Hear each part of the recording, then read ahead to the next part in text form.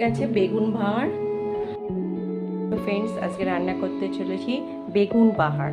বেগুনটাকে আমি কেটে নিয়েছি, এই দেখুন মাঝখান দিয়ে 2 ফালি করেছি, আর যেগুলো একটু বড় সাইজের তাইগুলোকে 3 ফালি করে নিয়েছি। এই যে 3 ফালি করে নিয়েছি। তার মধ্যে নিয়ে নিচ্ছি পোস্ত। এখানে আমি 4 চামচ পোস্ত আর 4 চামচ সর্ষে, সাদা সর্ষে, আর 5-6টা কাঁচা লঙ্কা। আপনারা লঙ্কা যেরকম খাবেন সেই পরিমাণে দেবেন। এগুলো সব আমি মিক্সচার মেশিনে পেস্ট করে নেব। আমি বেগুনটার মধ্যে হলুদ, লবণ মাখিয়ে নেব, ভালো করে মাখিয়ে নেব।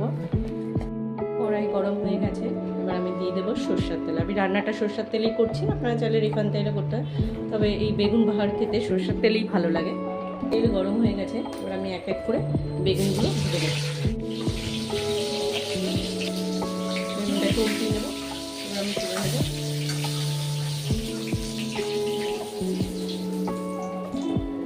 তুলে নিলাম, এরকম করে আমি প্রতিটা বেগুন ভেজে নেব। বেগুন সব ভাজা হয়ে গেছে, এবার আমি কালো জিরাটা ফোড়ন দেব।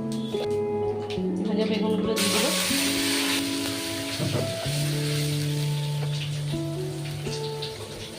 পরিমাণ মতন হলুদ, রান্না তাই জন্য একটু মিষ্টি মিষ্টি না হলে ভালো লাগবে না, তাই জন্য দিয়ে দিলাম মিষ্টি। পেস্ট করা সর্ষে আর কাজু আর কাঁচা লঙ্কা দিয়ে দেবো। কিছুক্ষণের জন্য ঢেকে দেবো, সরিয়ে দেখা যাক কত দূর হয়েছে। বেগুন বাহার প্রায় হয়ে এসছে, এই দেখুন। ঠিক আছে, বেগুন ভাঁড়। আপনাদের যদি রান্নাটা ভালো লেগে থাকে অবশ্যই লাইক করবেন, সাবস্ক্রাইব করতে তো ভুলবেন না।